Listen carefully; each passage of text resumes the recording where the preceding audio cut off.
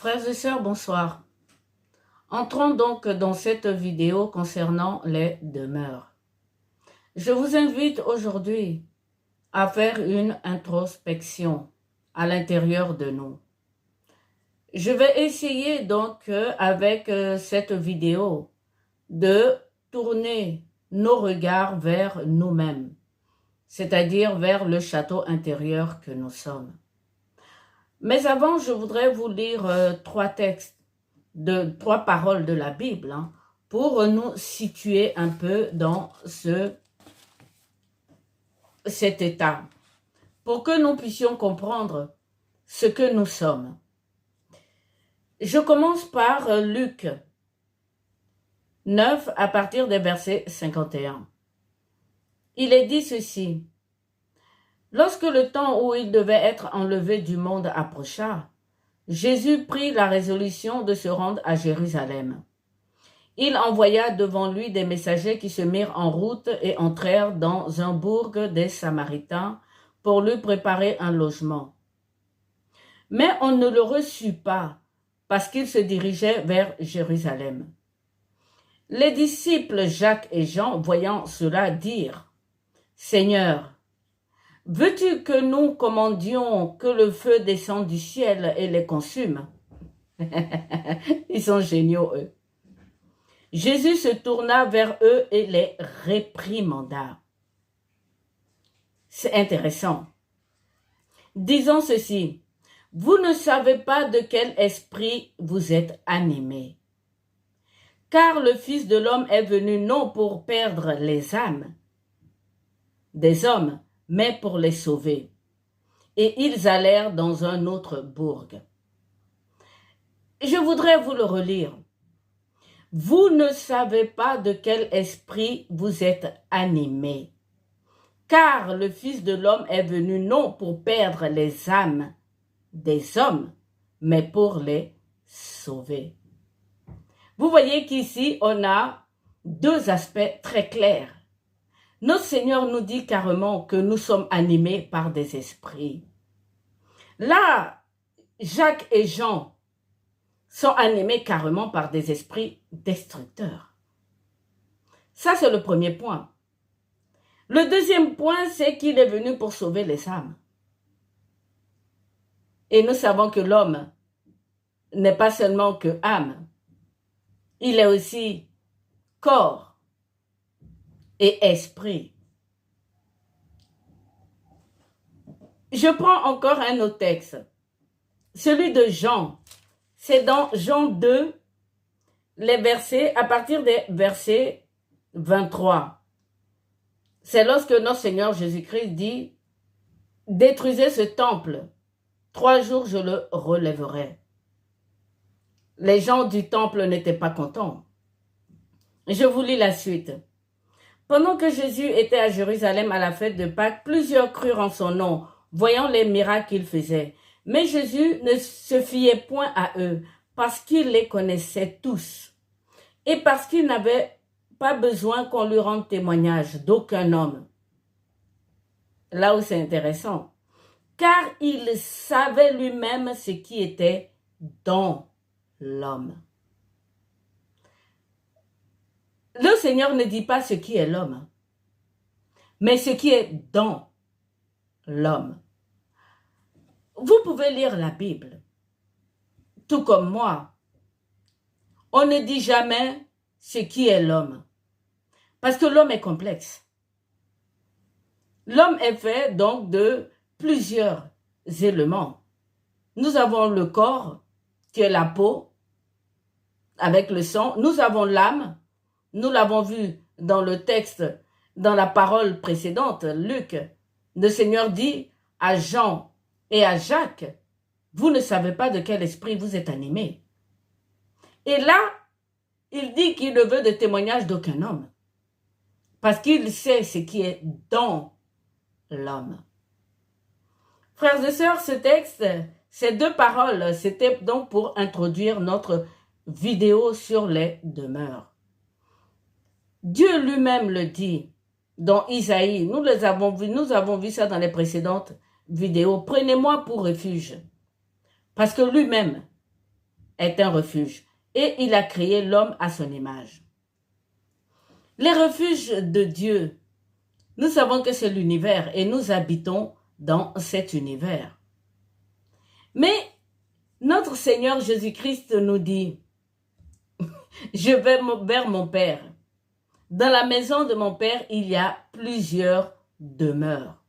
Je m'en vais vous préparer une place. Et ces demeures, nous ne savons pas combien de demeures il y a. Moi, j'ai fait donc ces petits posts pour que nous puissions faire cette démarche ensemble d'introspection plus légèrement ou du moins plus simplement. Parce qu'il y a un cas mystique qui va suivre. C'est celui donc de Thérèse d'Avila. C'est une vision très mystique. Et donc, parler de cette vision sur Internet, enfin, je vais dire sur YouTube, c'est un peu compliqué.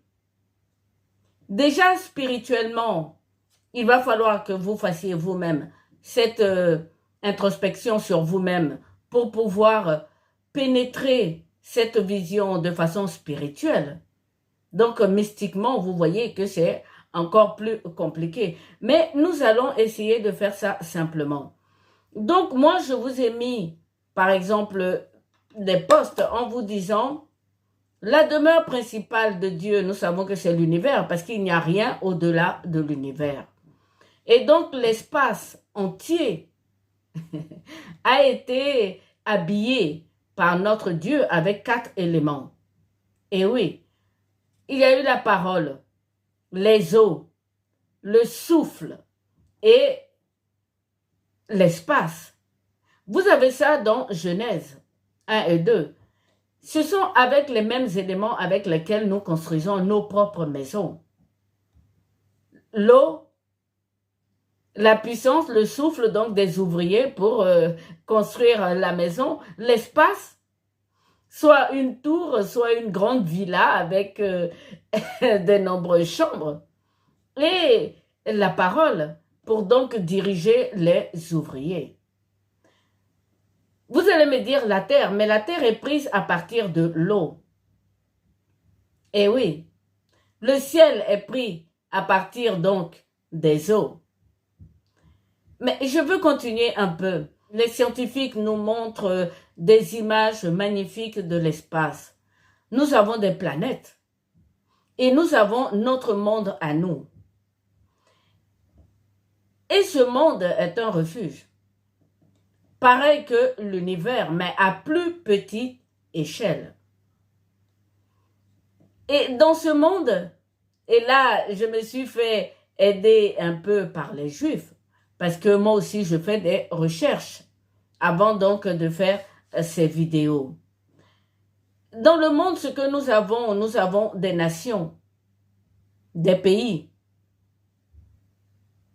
Donc, nous avons le monde, nous avons des nations, des pays, et nous avons l'humain, qui lui-même est corps, âme et esprit. Mais dans cet univers, comme je vous le dis moi en faisant toutes mes vidéos, c'est que si nous nous mettons tous ensemble, nous pouvons y arriver. D'autres avant moi ont présenté ces demeures donc de l'univers comme des poupées russes. C'est là où moi je ne suis pas d'accord, frères et sœurs. Tout simplement parce que les poupées russes ne communiquent pas. Il y a une poupée dans une autre. Et ainsi de suite jusqu'à la dernière poupée. La plupart du temps, ils font 7 poupées. Et c'est très bien vu, les 7 poupées. Mais les poupées ne communiquent pas. Lorsque notre Seigneur dit dans Apocalypse 5, des versets 6, que l'agneau a 7 yeux et 7 cornes. Moi, je me dis que ce sont des yeux qui permettent de pénétrer toutes les demeures de Dieu. Et les 7 cornes, ce sont les pouvoirs qu'il a sur toutes ces demeures. Donc pour moi, frères et sœurs, ces demeures communiquent. Maintenant, j'aimerais parler donc de ces 7 demeures que moi je trouve. Pour moi, je pense qu'on les voit toujours dans la Genèse. C'est les 7 jours de création. Chaque jour, Dieu a créé une demeure. C'est magnifique. En fait, moi, c'est ma vision. Maintenant, vous, je vous laisse méditer là-dessus.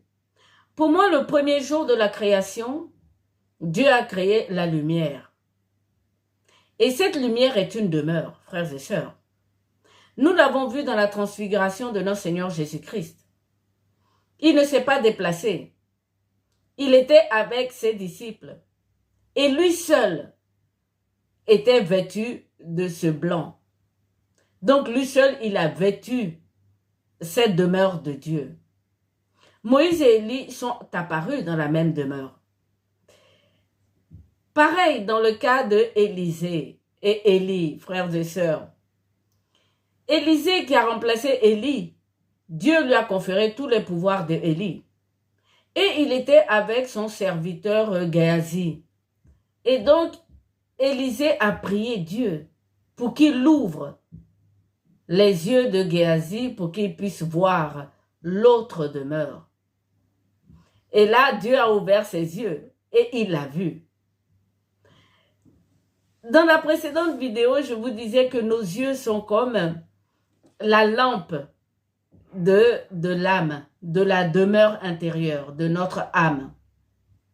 Donc, si les yeux sont comme, représentent les vitres de nos maisons, c'est comme si nos yeux étaient double vitrés. Géasi, on lui a enlevé, on lui a ouvert une fenêtre et il a vu la lumière. Il a vu donc la lumière de Dieu avec les chevaux, l'autre demeure, l'autre monde. Voilà pourquoi, frères et sœurs, moi je pense que les poupées russes ne fonctionnent pas. Parce que dans une poupée russe, on ne voit pas l'autre. Mais dans ce cas-là, lors de la transfiguration de notre Seigneur Jésus-Christ, les deux mondes communiquaient. On va passer donc à la deuxième demeure. La deuxième demeure, pour moi, frères et sœurs, c'est le trône de Dieu. C'est ce qu'il a créé le deuxième jour. Il a dit que les eaux se séparent. Et il a fait le ciel. Saint Paul nous dit que lui, il est monté jusqu'au 3e cieux. Donc, vous voyez que dans chaque demeure de Dieu, il peut avoir encore plusieurs demeures. Pour ce qui concerne donc la demeure de sa lumière créée le premier jour, on ne sait pas. Mais pour ce qui concerne la demeure, c'est-à-dire le trône de son fils ou le ciel créé le deuxième jour, Saint Paul nous dit qu'il y en a jusqu'à 3. Et d'autres religions parlent de 7 ciels, j'en sais rien. C'est pour ça que moi je vous donne les demeures principales. Et moi, je pense que ça a quelque chose à voir avec les jours de la création. Le 3e jour de la création, Dieu a créé la terre. Et oui, il a dit que les eaux, donc, fassent apparaître la terre. Et donc, c'est la terre qui forme toutes les planètes, tout ce que nous voyons. Nous-mêmes, nous sommes tirés de la terre. Le 4e jour, il a créé tout ce qui est végétal. Ce sont des demeures aussi, des végétaux. Eh oui, le 5e jour, il a créé les animaux qui viennent de l'eau. Et donc, dans mon poste, je vous ai dit que le dragon qui a été créé le 5e jour, lui vient de l'eau. La parole de Dieu a dit que l'eau donne des animaux. C'est pour ça que lorsqu'il a chuté, il s'est posé sur la mer. C'est une petite parenthèse, je ferme cette parenthèse. Donc, le 6e jour, c'est nous, les anges et les hommes. Nous Nous avons été tirés de la terre. Et donc, vous voyez que nous, créés à l'image de Dieu, nous sommes nous aussi un refuge. Tout comme les plantes, tout comme les adversaires. Autrement, il n'aurait pas chuté Lucifer. Je crois qu'il ne se connaissait pas. Il ne savait pas que Dieu était en lui, ou du moins que Dieu, c'est Dieu qui l'avait créé et qui n'était qu'un refuge. Que lui aussi, il est animé par des esprits, comme le texte exactement que je viens de vous lire. Il voulait s'asseoir sur le trône de Dieu. Pour que Dieu ait pu le faire chuter, pareil que le dragon, c'est parce qu'ils sont animés de l'Esprit de Dieu. Et je continue les demeures de Dieu. La dernière demeure, c'est le jour de son repos. C'est la demeure de son repos. Et il le dit plusieurs fois dans l'Ancien Testament. Lorsqu'il est fâché donc avec nos frères les Hébreux, il leur dit, vous n'entrerez pas dans mon repos. Et donc vous voyez que là aussi, le repos de Dieu est une demeure. Frères et sœurs, pour cette première partie donc de notre vidéo, je vous le dis, on ne sait pas combien de demeures il y a dans la maison de notre Père. Mais moi, par mes méditations toutes simples, et vous aussi, vous pouvez méditer chez vous et lire la Bible pour savoir quelles sont les demeures principales. Et moi, je pense que les demeures principales sont liées et donc au jour de la création. Pour moi, il y a 7 demeures principales. Donc, la lumière de Dieu, qu'on appelle la gloire de Dieu, le trône de Dieu, donc les cieux,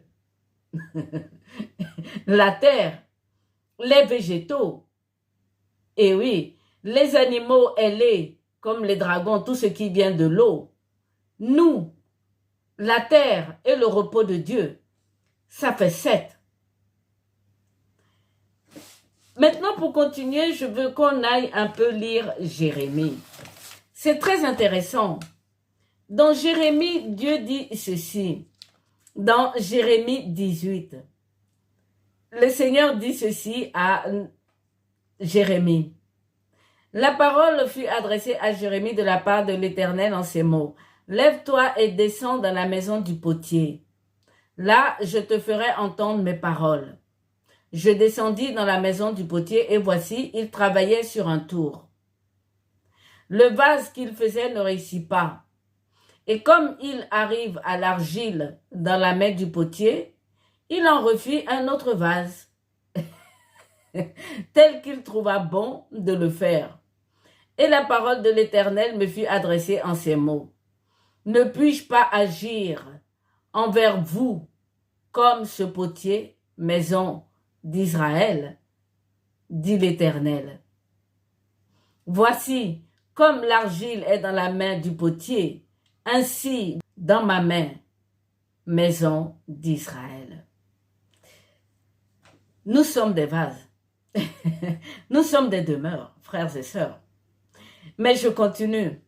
Dans le même Jérémie, Jérémie 23, verset 23.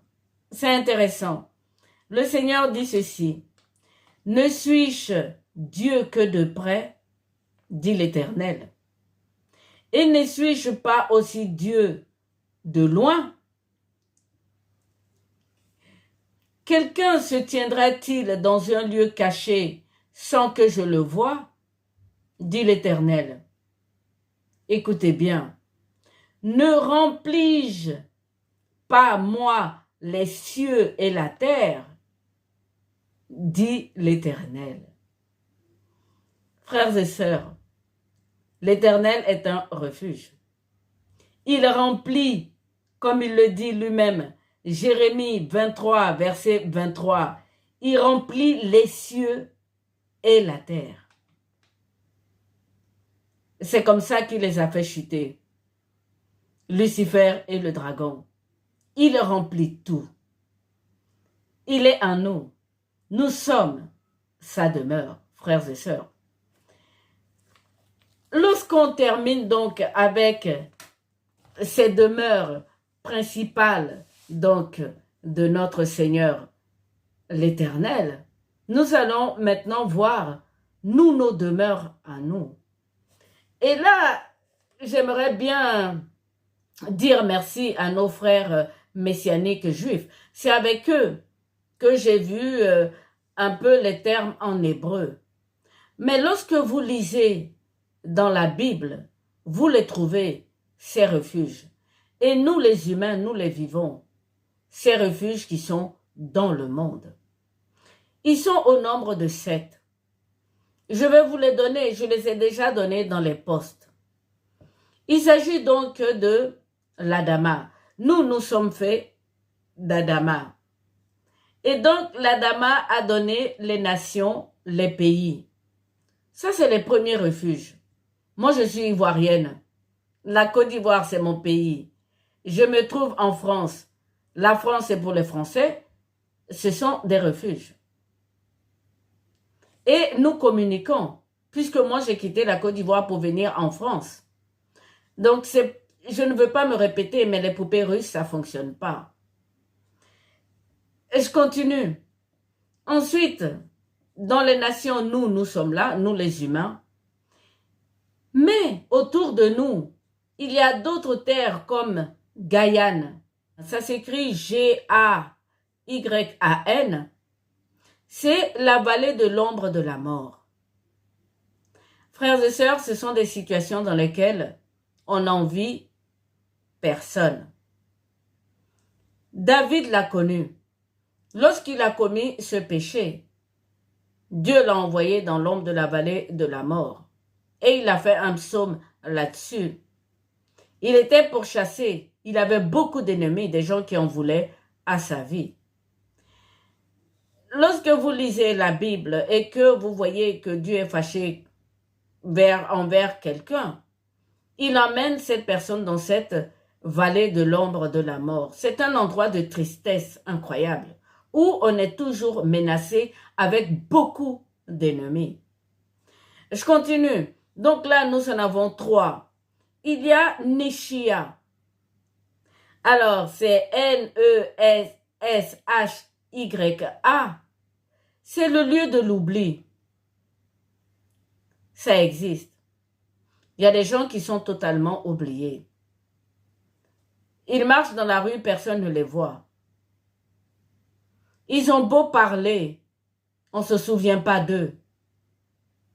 Ce n'est pas de leur fait. Vous entendez ces expressions, on dirait que je suis transparente. Ces personnes sont dans ces demeures. Et vous voyez que dans notre atmosphère, dans notre univers, il y a toutes ces demeures. Le Neshia, qui est le lieu de l'oubli, est aussi terrible. Toutes les demeures que nous allons voir ici sont vraiment terribles parce que nous sommes dans un monde qui a chuté. Après, il y a une autre demeure qui s'appelle Sia. C'est S-Y-A. C'est le désert et la sécheresse. Cette demeure aussi est terrible, surtout spirituellement. On ne peut plus prier. On ne veut même pas entendre parler de tout ce qui est spirituel. Ça n'existe plus. On devient comme un être d'âme et de corps qui oublie qu'il a une partie spirituelle. Il est dans un désert terrible. Une sécheresse incroyable. Ensuite, il y a un autre lieu qu'on appelle Arka. A-R-K-A. C'est le lieu inhabité. Eh oui, nous sommes des demeures. Si nous ne sommes pas habités, ça se voit. Si nous sommes trop habités également, ça se voit. Et donc, dans ce monde, il y a des gens qui se trouvent aussi dans des lieux inhabités. Et là, ils sont mais vraiment tout seuls. Et oui, ce sont des personnes isolées. Ils sont dans cette demeure. Dieu les amis, dans cette demeure. Il peut mettre n'importe qui. Il a mis, je prends un exemple tout simple, il a mis Saint Jean le Baptiste au désert. C'était un lieu inhabité. Il était dans l'Arca. Mais il n'était pas dans le Sia, qui est le désert spirituel. Parce que de là-bas, il a tout reçu spirituellement pour préparer le baptême. Donc vous voyez, frères et sœurs, il y a la dernière demeure qui s'appelle Tevel, donc selon nos frères juifs. T-E-V-E-L, c'est le lieu de justice. Il y a des gens qui vivent dans le lieu de justice et de paix. Dans ce monde, ça existe. Même dans ce monde qui a chuté. Ce sont des lieux, moi je dirais, de la foi chrétienne. Parce que lorsque le Seigneur dit « Cherchez d'abord la justice d'en haut, et tout le reste vous sera donné », on peut dire que c'est ceux qui travaillent donc pour la justice. Ils sont dans ce lieu, Dieu les aide, il les écoute. Donc vous voyez, frères et sœurs, ça fait déjà 3 niveaux de demeure que nous avons vus. Nous avons vu la demeure principale, donc qui est l'univers, et ensuite les 7 demeures en fonction des 7 jours de la création. Et là, nous avons les demeures donc dans le monde, qui sont Eretz, donc la terre, les nations et les pays. Donc Eretz, Israël, c'est-à-dire terre d'Israël, pays d'Israël. Et nous avons l'Adama, la terre, nous qui sommes dans le monde. Nous avons Gaïa, Neshia, Sia, Arka, Tevel. Ce sont des demeures qui sont dans le monde. J'aimerais que lorsque vous rencontrez quelqu'un, vous méditez un peu sur la façon dans quelle demeure cette personne est. Si quelqu'un vous dit « je suis seule, je me sens seule, je suis malheureuse, j'ai personne à qui me confier, personne ne me comprend », cette personne, frères et sœurs, est dans le lieu inhabité. Il est dans la demeure de l'Arca. Si quelqu'un vous dit « bah écoute, moi, tout ce qui est spirituel, je ne veux pas en entendre parler, je sais même pas, je ne crois même pas qu'il y ait un esprit, moi je crois tout simplement à la science, au monde, à ce que je vois ». Il est dans la demeure de la sécheresse, du désert, il est dans Sia. Quelqu'un vous dira « ah, moi, personne ne me voit ». C'est comme si je n'existe pas. Tout ce que je fais, tout le monde s'en fout. Il est dans la demeure de l'oubli. Et quant à ceux qui sont pourchassés, persécutés, dans les lieux de guerre, ils sont dans la vallée de l'ombre de la mort. Voilà, frères et sœurs, ces demeures sont dans ce monde dans lequel nous sommes. Nous voyons nos frères.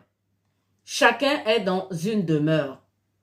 Et toutes ces demeures se communiquent, puisque nous les voyons et nous les entendons. Je m'arrête là pour les poupées russes. Je disais dans les précédentes vidéos que si nous tous, nous nous mettons, nous pouvons y arriver. Les poupées russes étaient une première étape. Mais ça ne fonctionne pas. Parce que ces demeures communiquent. La gloire de Dieu communique dans ce monde, à travers ses saints. Lorsqu'il ouvre les yeux de Géasi, Géasi voit. Lorsque Jésus monte sur la montagne, il se transfigure. On voit ces demeures. Les plantes, les arbres sont des demeures. Mais nous les voyons, les arbres. Mais nous ne pouvons pas rentrer à l'intérieur d'eux, tout comme ils ne peuvent pas rentrer à l'intérieur d'eux. Mais nous les voyons, nous communiquons. On coupe les arbres pour construire nos maisons. La terre est une demeure. Et dans la terre, il y a le continent. Et dans les continents, il y a les pays. Et dans les pays, il y a les villes. Et dans les villes, il y a les quartiers. Et ainsi de suite. Et on passe d'un endroit à un autre. Maintenant, frères et sœurs, j'aimerais qu'on passe dans la partie un peu difficile. Je veux vous demander beaucoup de méditation. Je l'ai dit dans un post qu'il va falloir qu'on médite. Voilà ce que, donc, Sainte Thérèse d'Avila dit. Elle dit ceci. Heureuse, 1000 fois heureuse l'âme qui a su combattre contre la bête de l'Apocalypse dont les 7 têtes sont opposées à ces 7 degrés d'amour. Chacune de ces têtes correspond à un degré et lutte contre l'âme qui s'avère à gravir le sentier de l'amour divin. Si l'âme repousse avec énergie ses attaques, elle remportera indubitablement la victoire et méritera de passer de demeure en demeure jusqu'à la dernière. Après avoir abattu les 7 têtes de la bête qui lui livrait une guerre si acharnée. C'est assez mystique. Ce que cette sainte nous dit, frères et sœurs, c'est que l'âme de l'être humain est un château. Et dans ce château, il y a 7 demeures. Et ces 7 demeures, pour les vaincre, donc pour passer d'une demeure à l'autre, il faut dépasser des degrés d'amour. Ces degrés d'amour luttent contre les 7 têtes de la bête de l'Apocalypse. C'est pour ça que dans les posts, je vous ai donné donc les 7 têtes de la bête de l'Apocalypse en commençant par Nimrod jusqu'à l'image de la bête elle-même. C'est une moniale, une sœur très mystique. Nous ne sommes pas à son degré. Mais je vous ai invité déjà à la lire. Moi, je suis sûre que vous pouvez comprendre comme moi, j'ai compris un tout petit peu. Et donc, pour essayer d'expliquer un peu cette histoire donc de demeure, j'ai pris un exemple de demeure charnelle. C'est très intéressant. Ça nous permettra de comprendre les demeures de l'âme. Il y a un lien entre les demeures charnelles et les demeures de l'âme. Ce lien, nous l'avons vu lorsque Jésus-Christ a guéri la femme hémorroïdienne. Il y a une vertu qui est sortie de lui pour boucher le trou qu'avait la femme hémorroïdienne. Ça venait de son âme. Elle a représenté toutes les femmes qui avaient ces menstrues. Donc pour moi, j'ai pris donc 7 exemples de demeures que les hommes ont charnellement. Vous allez me dire, mais tu n'as pas pris la peau. La peau est extérieure. La peau ne fait pas partie des demeures, frères et sœurs. La façade d'une maison n'a pas d'importance, c'est ce qu'il y a dans la maison qui est importante.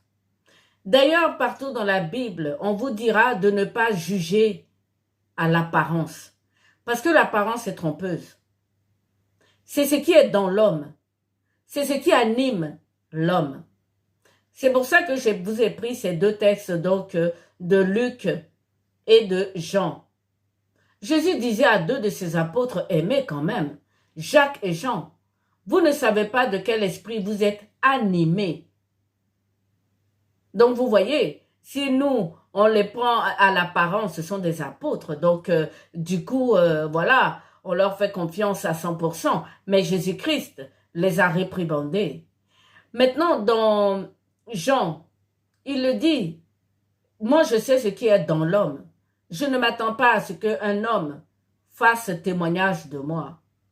Il est toujours question donc de ce qu'il y a dans l'homme et non ce qui est à la surface. Et nous les humains, nous faisons cette erreur très souvent.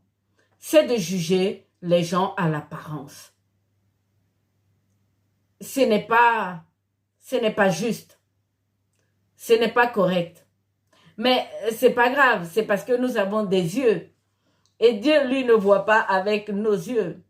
Et nos yeux, comme je vous l'ai dit, c'est la lampe, donc de la demeure intérieure. Et non la peau. mais nous, on le prend pour juger ce qui est extérieur. Donc, c'est pour ça que dans ces demeures charnelles, frères et sœurs, je n'ai tout simplement pas mis la peau.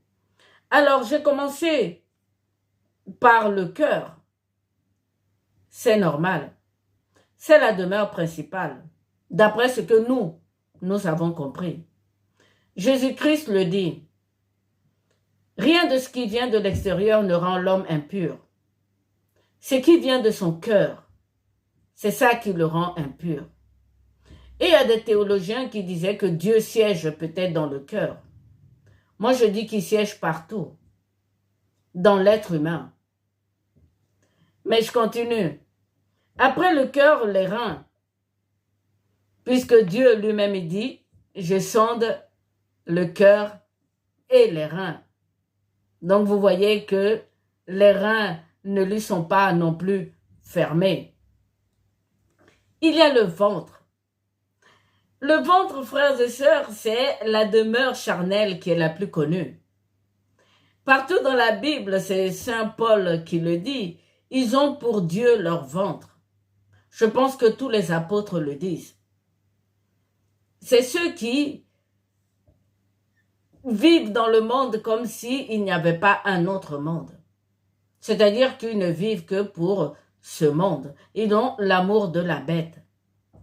Souvenez-vous, dans mes précédentes vidéos sur donc l'Apocalypse, j'ai dit que le dragon qui est donc descendu sur la mer a choisi le léopard comme son ventre. Et donc, il a fait de nous des consommateurs. Donc, le ventre, frères et sœurs, est une demeure. Les pieds également. Les pieds, c'est vraiment intéressant, frères et sœurs. Il y a un pasteur qui voulait délivrer quelqu'un.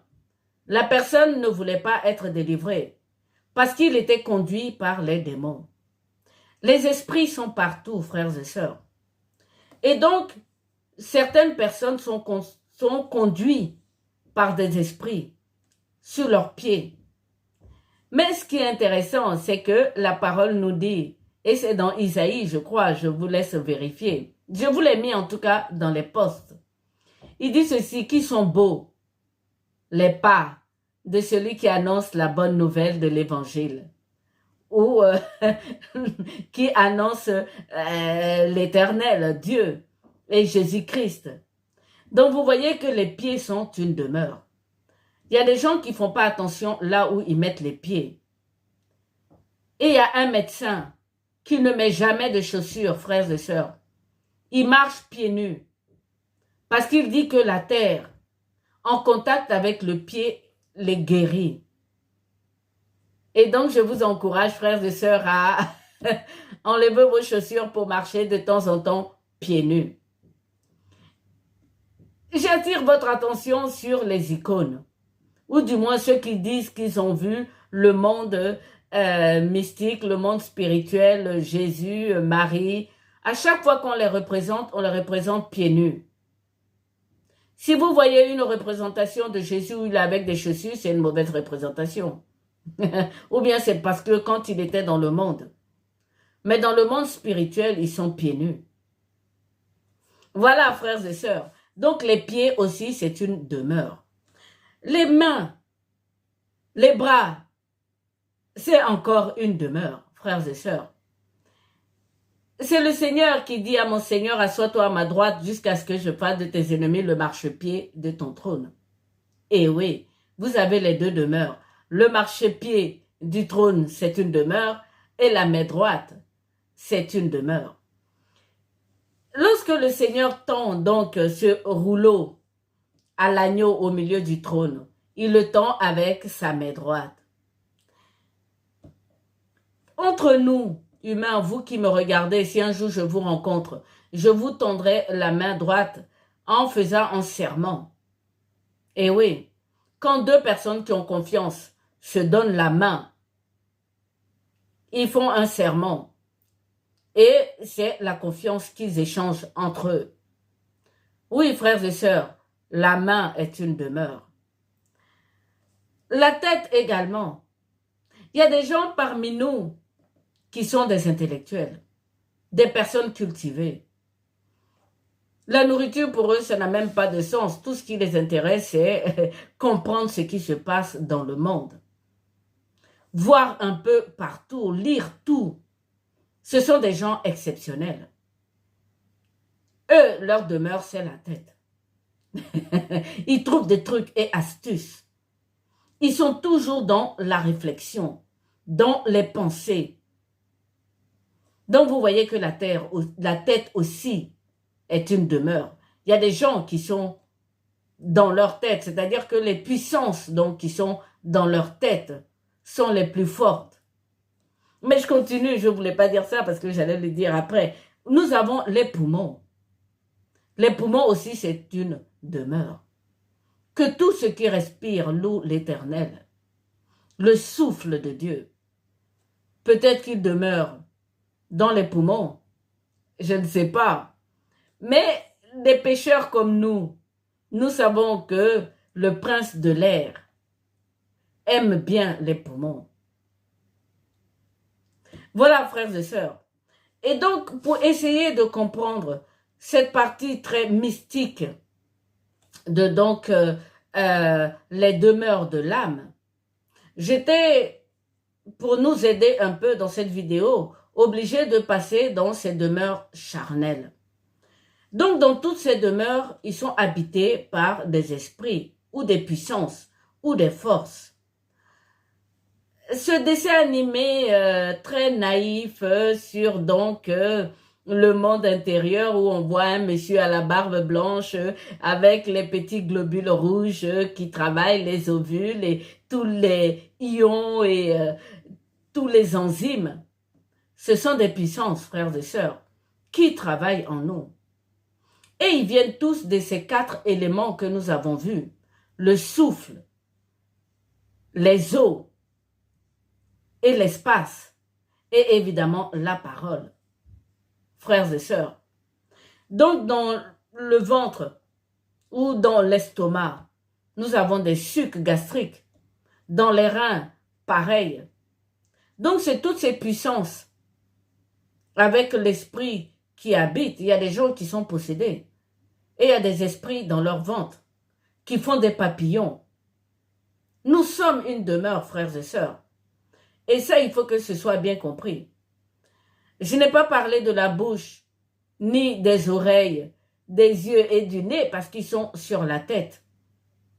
Mais dans les précédentes vidéos, je vous ai dit qu'il y a les esprits qui rentrent dans les oreilles. Il y en a qui se mettent sur les yeux, etc.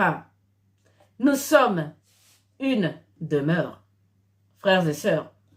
Maintenant, pour entrer donc dans la partie très mystique, il s'agit donc des vertus. Frères et sœurs, comment nettoyer donc sa maison? Ou du moins, comment décorer sa maison? Chacun a ses goûts. Mais quels que soient les goûts et les couleurs, une maison bien, saine et pure plaît à tout le monde. Voilà ce que je veux dire. Pour cette vidéo, je vais m'arrêter là.